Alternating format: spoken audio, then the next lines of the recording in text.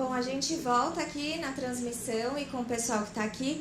Agora quem vai contar um trabalho que é muito maravilhoso é a Carla Giroto, artista plástica, Carla, artista visual, que tem uma trajetória na moda e trabalha também com artes visuais. Ela vai se apresentar e vai contar um pouquinho sobre o Eu Sou Muitas.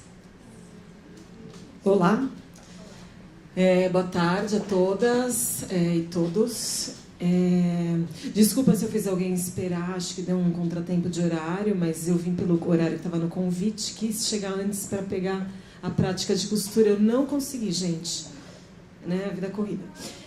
Mas então eu vou começar a minha apresentação falando da apresentação que a Marina Fogueira vai fazer, que é de mim mesma, e também linkando com esse histórico de moda na minha vida, que foi bem longo e trabalhei muitos anos como estilista, criadora de moda, tinha minha própria marca, fazia meus próprios desfiles, fiz muita coisa.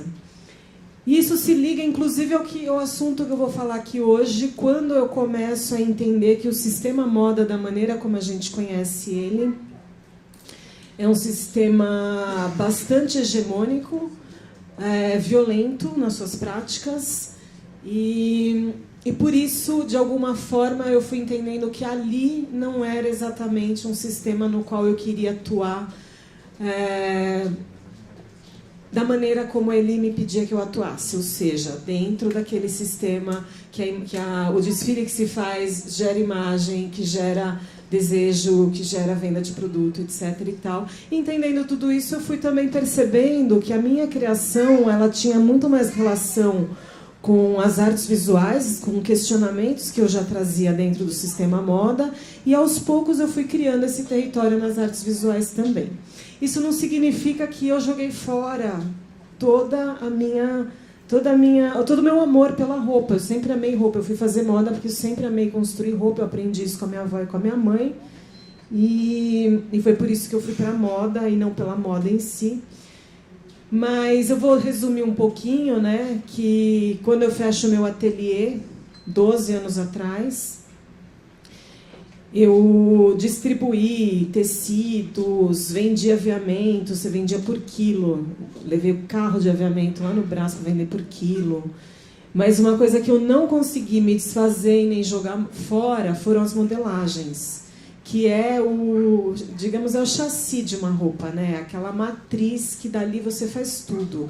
E eu sempre fui muito perfeccionista com a modelagem e um amor muito grande. Eu sabia como cada uma daquelas modelagens tinha sido construída. Então, por muitos anos, por 9 anos, eu carreguei não sei quantas caixas de modelagem, mais de 10. Mudanças, muda de cidade, leva as caixas, muda de novo, traz as caixas, enfim. Aí eu fui para um ateliê grande na Casa do Povo e... pode deixar, viu? Se quiser ficar com ele aqui, pode ficar. Tá.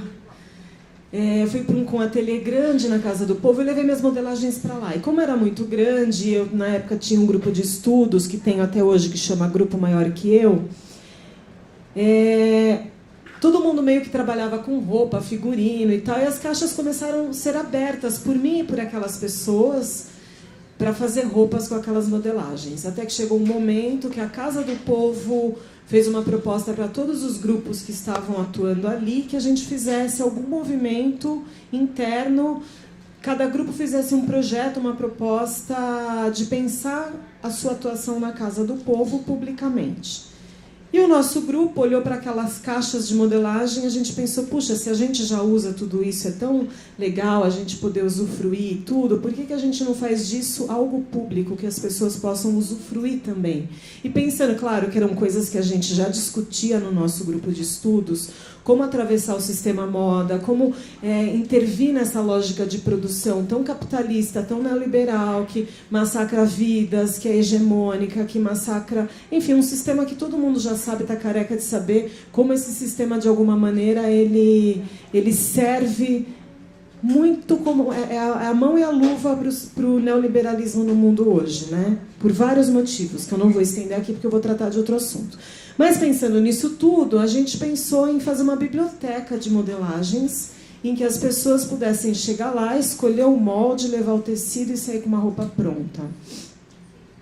A gente recebeu uma verba da Casa do Povo, via PROAC, para desenvolver esse projeto. Então, os 3 primeiros meses a gente tinha essa verba. O projeto foi muito bem recebido, foi muito legal, o público amou, as pessoas realmente foram fazer roupa todos os sábados lá com a gente durante esse período. E daí, quando acabou o dinheiro, a gente falou, bom, acabou o dinheiro, mas o projeto não vai acabar, e a gente continua trabalhando nele, ele funciona até hoje. Todos os sábados na Casa do Povo chama Ateliê Vivo.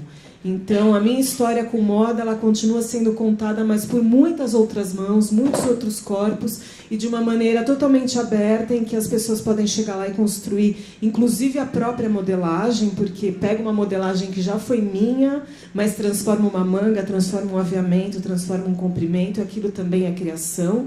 Hoje o projeto conta com modelagens de muitos outros estilistas que foram doações, então Fernanda Yamamoto, Alexandre Ercovitch, Ronaldo Fraga, eu nem decorei, gente, são muitas marcas, muitos nomes, muitas pessoas que estão lá com a gente acreditando no projeto, a FIT, que é a fábrica da FIT é em frente à Casa do Povo, então às vezes a gente atravessa a rua e vai lá buscar tecido, aviamento que eles doam. Enfim, muito legal, e a minha história com moda está nessa. A gente, de alguma forma, ressignificou tudo, não sozinha, num grupo, que também é o que eu mais acredito hoje, como fazer as coisas de maneira que muitos participem, que seja para muitos, que não seja uma roupa que eu ponha na arara e poucos podem comprar, porque fazer uma roupa é caro, infelizmente, mas como a gente poder pensar em devolver para as pessoas uma certa autonomia nas suas próprias construções, das coisas que são essenciais, que a gente precisa todo dia. Roupa é uma delas, né? Roupa, comida, para um certo bem-estar, para autoestima e também para a promoção de saúde, né? Comida, nesse caso, entra nesse lugar.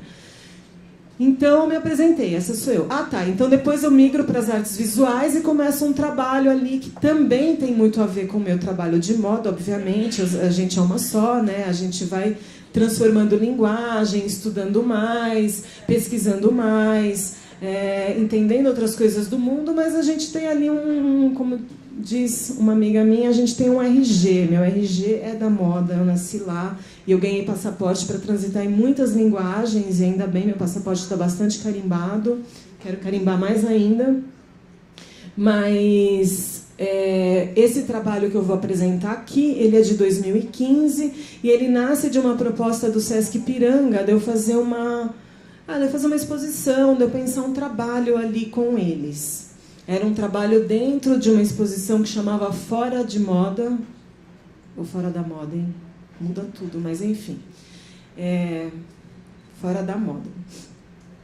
E eu tinha lido um livro. A exposição ia abrir final de março de 2015. Eu tenho bastante tempo para falar? Não. Meia hora? Tá bom. Final de 2015, eu tinha lido um livro nas férias, era muito fininho, eu levei como um livro de férias, assim, eu já li no avião indo para a Bahia, e daí eu não consegui ler mais nenhum, eu ficava só lendo aquele livro, e aquele livro chama A Dama do Mar, que é uma adaptação da Susan Sontag para um conto do Ibsen, do final do século XIX, e esse conto ele escreve, é uma peça de teatro, que ele escreve logo após ele ter escrito Casa de Boneca, e ele foi duramente criticado na época por Casa de Boneca, porque em Casa de Boneca, a protagonista, a mulher, ela consegue uma saída, um escape para a estrutura patriarcal da época vigente, que não mudou nada, né, gente? A gente sabe que até hoje vai mudando as formas e as maneiras de se instalar, mas é a mesma. E aí, com essas críticas, ele vai e escreve A Dama do Mar. E A Dama do Mar é um conto no qual a protagonista não escapa, ela continua. E eu, sem saber, no começo lá, quando eu leio, a primeira vez que eu leio no avião esse livro e começo a chorar, eu não estava entendendo. Eu falava, meu Deus, mas por que eu estou tão afetada por esse livro, né? E aí eu li mais uma, mais duas vezes e tal. E quando eu vou fazer esse trabalho com o Sesc, eu só pensava nesse livro. Então, Eu Sou Muitas é um desdobramento desse conto, que eu não vou falar dele aqui porque vocês podem acessar, ele é um conto que existe, não tem PDF, infelizmente, talvez eu faça um, porque toda mulher tinha que ler esse conto, é muito maravilhoso, e a Susan, sendo a feminista que ela faz um recorte no bisturi. E ela faz emergir desse conto aquilo que a gente precisa ler para entender do que ele se trata nas suas camadas, né? Nas suas entrelinhas todas. Então hoje eu vou falar dele e vou falar desse trabalho um pouquinho que eu faço com mulheres vítimas de violência em relacionamentos abusivos, mas eu escrevi um texto, eu vou ler esse texto. Se ele estiver muito chato, vocês podem parar no meio, me fazer perguntas e aí a gente segue, tá bom? O meu corpo aqui presente e o que ele é capaz de representar. Este corpo aqui presente representa muito pouco do que mulheres somos e de quantas mulheres somos. Dou como início o meu corpo aqui presente, convocando os corpos que este espaço nega e não garante representação. As artistas que não estão nas exposições, as mulheres analfabetas, as campesinas, as faveladas, as mães solteiras, as indígenas, as putas, as empregadas domésticas, as negras, as que cuidam de seus maridos acamados, as trans, as que têm AIDS, as que foram contaminadas pelos seus companheiros, as que não têm seguro-saúde, as que não podem viajar, as que vivem nas ruas, as que tiveram suas casas queimadas ou alagadas, as que trabalham, as que cuidam de filhos alheios, as não binárias e as que sobreviveram a estupros. Convoco todas aquelas cuja existência é muito menos garantida do que a minha e que acumulam em seus corpos violências que eu desconheço. É com especial atenção que convoco estas manas citadas acima, mesmo que em território imaginário, porque não posso e não quero estar sozinha. Eu vendo essas mulheres aqui, desculpem, eu vou acrescentar as migrantes, as imigrantes, exatamente. Então já vou acrescentar no texto. Obrigada. É com especial atenção que convoco estas manas citadas acima, mesmo que em território imaginário, porque não posso e não quero estar sozinha. Hoje, com o resultado das eleições, o Brasil passa por um momento político bastante delicado, colocando ainda mais em risco de morte e extinção as vidas vulneráveis destas mulheres. Estamos sob ameaças concretas de um presidente eleito que baseia todas as suas decisões em conceitos forjados no que o heteropatriarcado tem de pior: a produção de efeitos tóxicos, onde haveria produção de subjetividade e vida. Me parece urgente que agora, ao habitarmos este abismo chamado política representativa no Brasil, possamos olhar de perto e de frente o monstro do inconsciente colonial capitalístico em sua versão de possessão de um corpo coletivo produzido pelo heteropatriarcado. Tomo emprestado o termo inconsciente colonial capitalístico da Sueli Ronick. Então, vale a pena a gente pensar um pouco o que significa a palavra pós-colonial desde a perspectiva de um inconsciente colonial que continua a atuar como sistema de representação.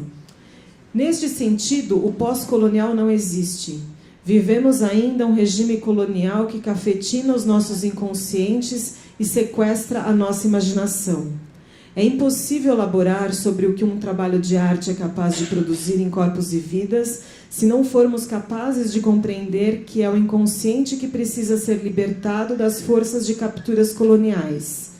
Lá onde residem os traumas, as imagens, os nossos sistemas de representação. Não há como liberar a arte se não houver como liberar o corpo. E mais, não há como liberar o corpo sem liberar o inconsciente que o habita e o compõe. É lá então que está o trabalho a ser feito. Venho hoje aqui comentar a partir de um trabalho que vocês verão nas imagens. Você pode ir passando? Quem vai passando a imagem? Eu vou? Ah, tá, ótimo. Cadê?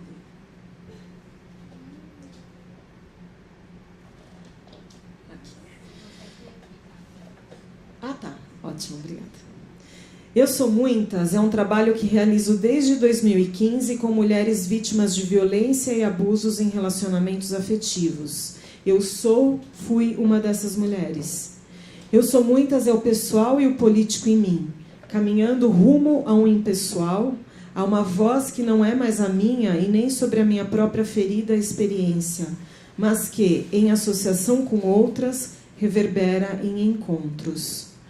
O desejo é que neste movimento de costurar estas outras mulheres em mim, nenhuma de nós desapareça e que outras formas apareçam, híbridas, mestiças, contaminadas de muitos corpos, vidas e vozes. Que as forças que compõem nossos corpos e vidas, muitas vezes soterradas sob camadas de sujeições e apagamentos, vibrem juntas e em multiplicações possamos estilhaçar noções hegemônicas e normativas. O que este trabalho traz de pessoal é esmagador. Mulheres vítimas de violência doméstica e de abusos em relacionamentos afetivos. Esmagador a ponto de ser preciso adentrar de soslaio para não ser aniquilada diretamente no peito. De lado e em roda, ensaiamos costuras de corpos e vidas e confabulamos estratégias para não sucumbir. A nossa tentativa é de colocar todo o coração em alguma coisa, no nosso encontro, no reconhecimento dos nossos rostos, na construção de uma máscara e no fortalecimento de sensações de pertencimento e materialidade ancestral. É trazer à tona a percepção de que em qualquer movimento há uma busca pela beleza, pelo sabor, pela estética e pelo sublime. Não no sentido da transcendência, mas no sentido daquilo que é da origem da imanência, qualidade do que pertence a uma realidade material, apreendida imediatamente pelos sentidos do corpo, o precioso que habita cada gesto, cada materialidade. As perguntas que me atravessam a cada encontro são o território no qual estruturo a minha participação pessoal. Como dar a ver uma imagem que seja antes a performatividade de uma experiência? O que pode uma imagem que escapa a si mesma? Como pode uma imagem real material não subjugar a imagem interior que a produziu? As respostas nunca são eloquentes ou narrativas. Chegam por meio de um rosto-corpo que se transmuta, de uma performatividade que se instaura na pose da foto, a política que subsiste na estética. E todas me dizem que se não há corpo caixa de ressonâncias de afetos, não há imagem ou política possíveis. Todas as mulheres que estão aqui entendem o português que eu estou falando? Tá, legal, obrigada. Terceiro movimento, eu fiz 2 movimentos que eu não contei para vocês, mas agora a gente vai entrar no terceiro, é importante que eu fale, porque ele chama Inhame. Inhame, deslocamento mínimo, reviravolta, experiência do agora, a gente sabe. E é porque somos habitadas por um corpo anterior ao corpo vida agora, e ele é o que sabe. Ele come inhame e se lambuza, o corpo que come e desinflama. Expurga, expulsa o pus que o corpo vida agora produziu. O pus das cóleras vazias, dos jogos de eu e ele, dos poderes relacionais.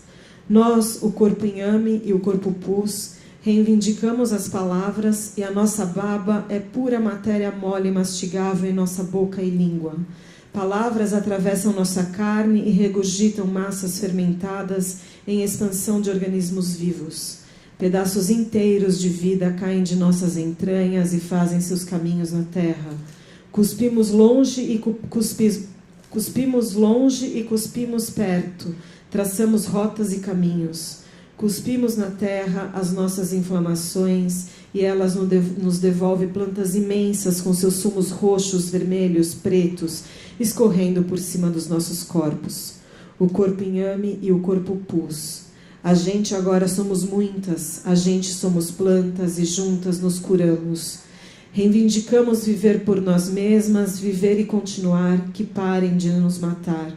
Cuspimos organismos vivos fermentados na cara de quem mata. Reivindicamos habitar os ocos e as covas e buracos, estar perto das velhas donas dos mundos, as que sabem usar o fogo e os ventos. Um dia ela, a mais velha, nos viu, cheias de raiva. A mais velha só espreitava o mundo, não fazia nada não, só ficava ali, lenha e fumaça. Gostava de ensinar as mais novas a se controlar, porque, olha, para que assim? Melhor é ficar bem quieta, que quando o negrume engole tudo de uma vez. Para que ficar aí esperneando, achando que alguém vai olhar vocês? Vem, sentem aqui do meu lado, vamos atiçar o fogo e esperar o tempo passar. É no escuro que as forças agem. Espera que o breu vem. Quando fica escuro, começa a ficar bom. Então sossega um pouco. Me ouve, te digo, não é de hoje, é desde antigamente. Eles fazem com a gente, eles agem contra a gente fica assim. Mas o escuro vem e então, de repente, o escuro e a gente e eles, e adivinha? É preciso mesmo entender um pouco o fogo e o vento para entender o porquê do escuro e, de repente, bum, eles e a gente. E não precisa resmungar, isso mesmo, pode até chorar. Eu era assim e um dia chorei tudo em pedras. Chorei e caguei pedras. A raiva estava toda lá. Era assim e é assim. E te digo, meninas, espera que é melhor. De repente, o escuro e a gente e eles, e então o fogo. E aí já sabem, né? Nem é a gente, é tudo junto. De repente acontece. Bum! Explode tudo.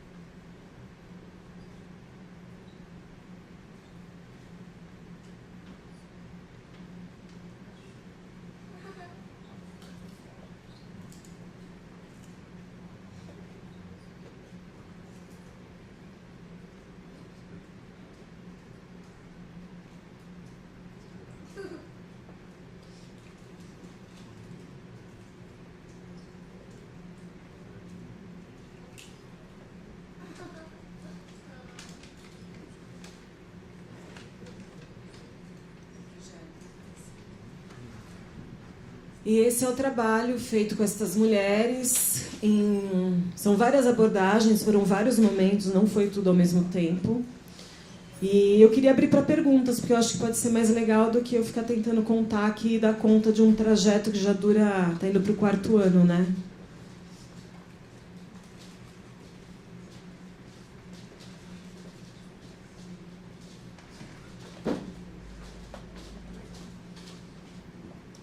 Você conta pra gente como é que essas mulheres apareceram? Como é que foi seu contato? Conto.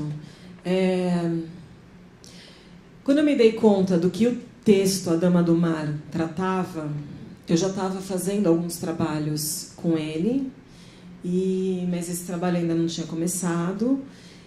Eu tive uma experiência, eu fui casada com um abusador, com um cara violento, e isso ainda era uma ferida bastante aberta na época. E eu conheci algumas dessas mulheres, porque a gente falava desse tipo de coisa. E eu convidei elas para irem no meu ateliê ler o livro junto comigo. Eu também não sabia o que ia acontecer. E daí apareceram algumas delas, a gente fez uma leitura em voz alta do texto, e eu convidei a minha mãe. A minha mãe é a primeira mulher abusada e violentada que eu conheço. E ali, elas não sabiam, eu também não sabia como que a coisa ia se desdobrar. Então a gente acaba de ler o texto e eu tinha feito uma pesquisa, que é essa que vem depois, que eu falei, não é isso, não é, mas é aqui, é uma pesquisa de sociedades matriarcais e matrilineares em que o eixo patriarcal é deslocado. Por coincidência ou não, a maioria não, todas as sociedades são de povos originários ou que tiveram pouco contato com a cultura ocidental.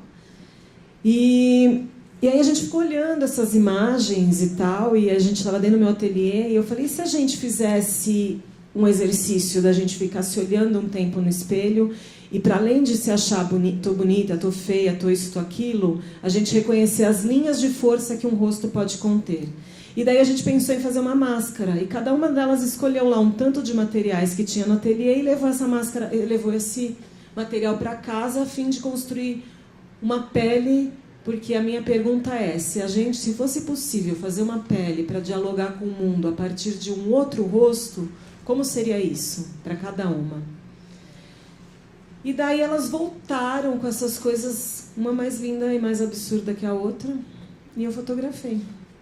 E daí, as primeiras que eu fiz, eu ainda estava tateando tudo isso, né? Essas primeiras não tinha essa instrução. A partir do segundo movimento que eu faço, que é na Associação São Francisco, ali do Bexiga, uma associação de assistência social, São Francisco, acho que é esse o nome, SASF. Eu peço para as mulheres, quando elas vêm com a máscara pronta para eu fotografar, eu peço para elas trazerem ou um lençol, ou uma coxa, um cobertor, ou uma toalha de mesa, algo do ambiente íntimo delas, e que eu possa fazer de fundo para essa foto. Então, é mais ou menos assim. Eu chego nessas mulheres, as primeiras dessa maneira, e as outras todas por convocatória pública, divulgação. Então, quem vem já vem sabendo do que se trata e se tem a relação com o assunto ou não. É interessante. Eu fiquei muito inspirada com tua fala, porque veio à minha memória, em toda a tua fala, tua história, veio a memória de uma imigrante que participava da roda de conversa, que ela faleceu recentemente, mas muito antes de acontecer o falecimento, ela foi vítima da maneira mais cruel aqui em São Paulo. Saiu na mídia, ela de Casa Verde, Nathalie, eu queria um pouco homenagear a ela, e à medida que você ia falando, eu ia me vendo, não sei se aconteceu com vocês das mulheres da roda, mas à medida que você ia falando, ia lembrando cada frase, cada imagem dela. Então, aí eu achei maravilhoso o teu trabalho, e quando você quer fazer uma nova experiência ou continuar em essa tua construção maravilhosa, há toda uma riqueza com as mulheres imigrantes. Há toda uma aprendizagem, imagens, e é interessante porque elas não manifestavam pela questão da timidez, do medo, da vergonha. Elas não falavam do qual foi a experiência, elas como vítimas de violência, em todas as suas formas, não é? Então, hoje elas falam, hoje elas compartilham. Então, se você quiser, eu te convido, vamos fazer uma coisa linda. Acho que seria, eu acho que as multiplicadoras estão comigo, acho. Então, seria um trabalho maravilhoso. Eu já sei. Muita riqueza. Então, muito obrigada. Obrigada a você, né? Esse trabalho seu tem que ser divulgado, tem que ser bem divulgado. É muito rico. Eu gostaria só de fazer um anexo aqui, porque eu estou aqui como representante desse trabalho, ele está no meu site, mas eu costumo dizer que não é só meu, né? É de todas elas, é de todas nós. Isso. Porque todas que participaram fizeram esse trabalho acontecer. Eu vendi uma foto desse trabalho até hoje, e esse dinheiro ele foi repartido com a mulher que fez esse trabalho comigo, porque esse trabalho não é só meu, né? Então, mas eu aceito de bom grado, como diria minha avó. Isso. Porque adoraria estar com vocês, com certeza. É muito em comum. É obrigada. muito comum. Lindo, lindo mesmo. Boa tarde. Boa tarde à senhora, né? Boa tarde. Fiquei muito surpresa com tanta riqueza de palavras. Muita coisa falada que talvez nós, como mulheres, não podemos expressar no dia a dia. Não conseguimos falar do jeito que uma pessoa expressa da forma que a senhora expressou. São palavras muito fortes, ao mesmo tempo muito caladas, que ficam dentro de nós. Me impactou as fotografias, cada uma delas. O jeito que a pessoa segura a mão, que fala muito também. Eu vi cada uma das fotos.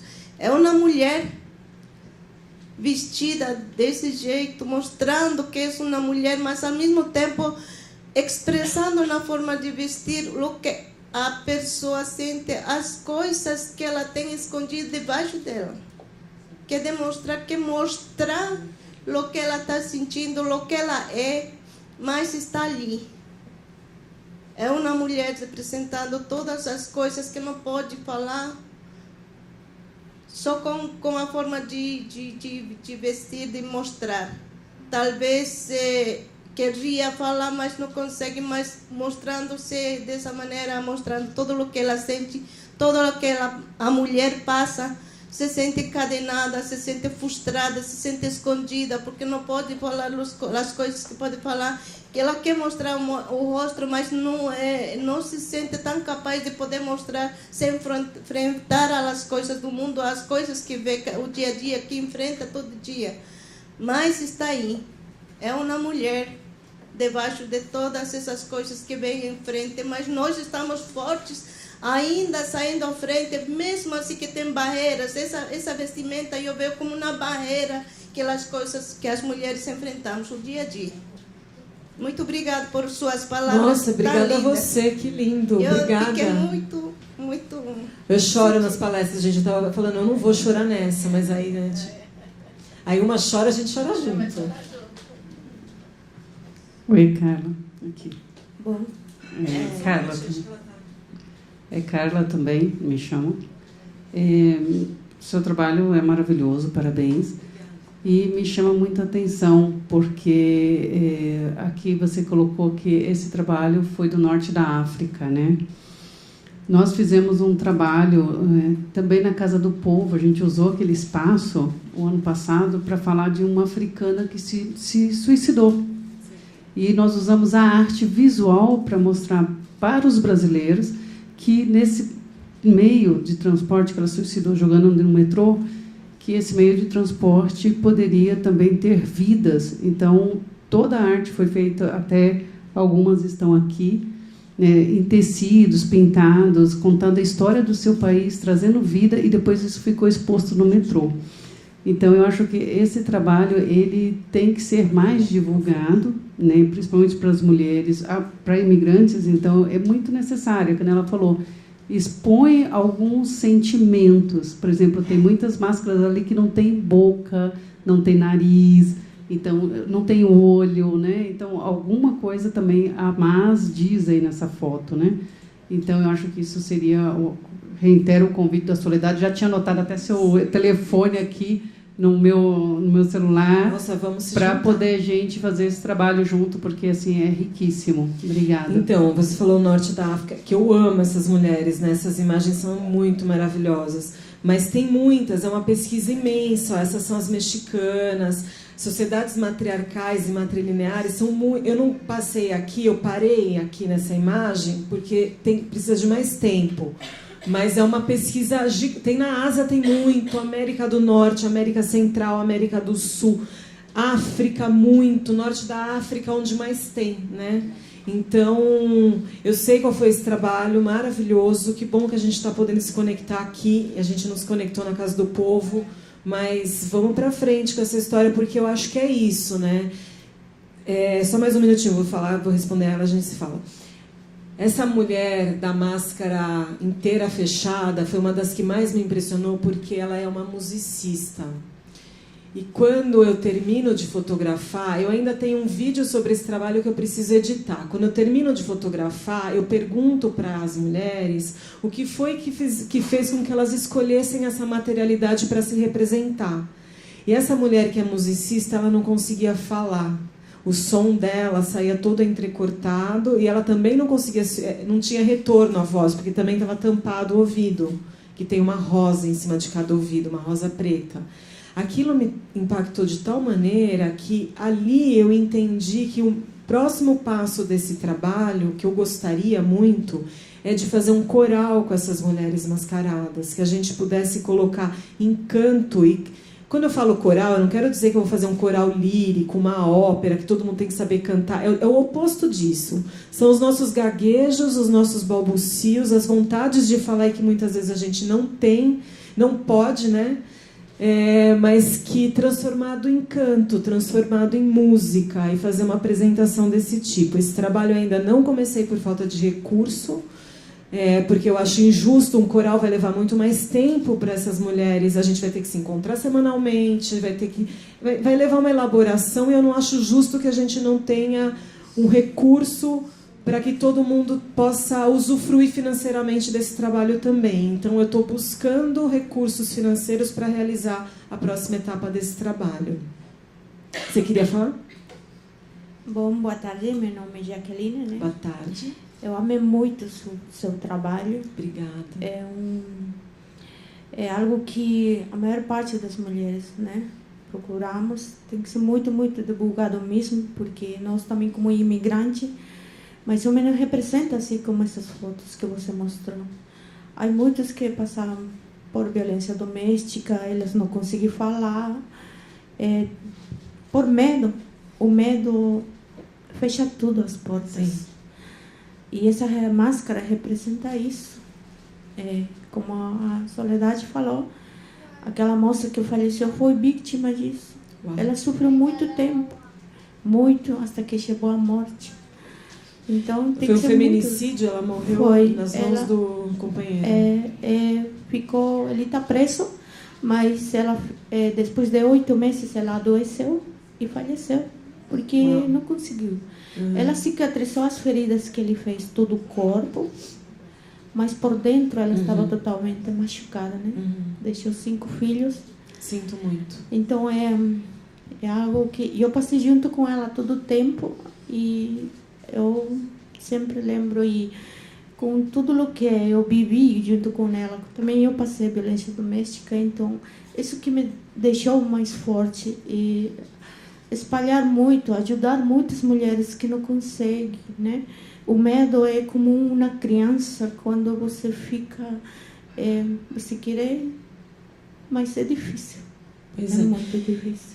Eu comecei a entender a importância de falar que eu também sofri disso, que eu também fui vítima disso, porque é só quando a gente fala que esse campo se abre, e daí a gente vê um olho que lacrimeja, é um queixo que treme, aí a pessoa vem falar com a gente depois, vem buscar ajuda, e naquilo que a gente pode, a gente vai se fortalecendo, né?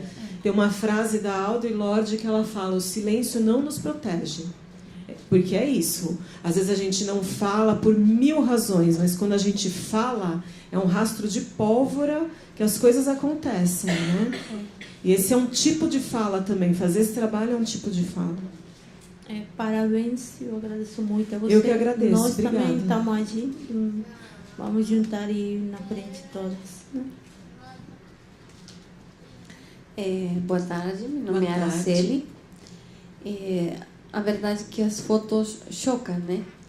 Porque tem coisas que você, como você já bem falou agora, você quer calar, mas quando você fala é melhor. Eu, antes de entrar, quando eu participava das rodas, só era participante das rodas de conversa que a gente faz, e eu tive uma experiência assim. Eu estava passando momentos muito difíceis com meu marido. E agora, vendo isso, eu lembrei de lo que eu fiz aquele dia. E justo com Carla, que está aqui do meu lado, a máscara. Fiz uma máscara para mim. E na máscara eu tinha os nomes de meus filhos. Só eles. Um coração e o nome deles, só. E de cor rosa, vermelho. E ela me falou: cadê você?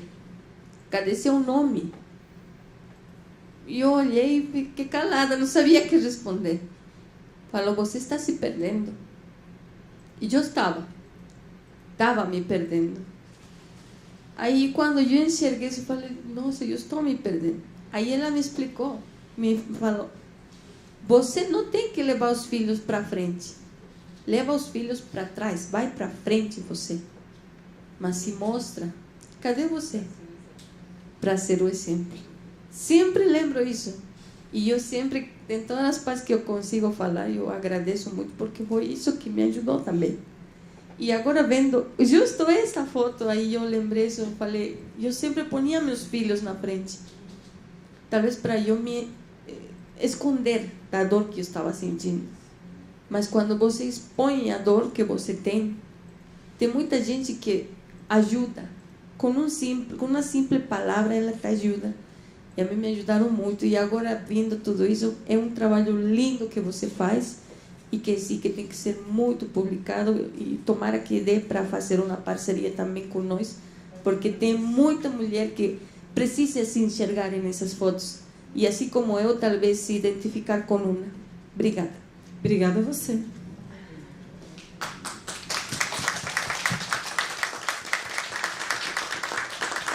Cara, você quer fazer uma fala de encerramento, que a gente tem que acabar, mas depois a gente pode continuar, que a gente acaba no streaming e vai pro coffee break. Eu vou fazer o seguinte, eu vou voltar aqui, vou deixar aqui meu telefone, que está lá no começo, meu e-mail, e aí quem quiser escrever, quem quiser mandar zap, a gente vai se falando, tá bom?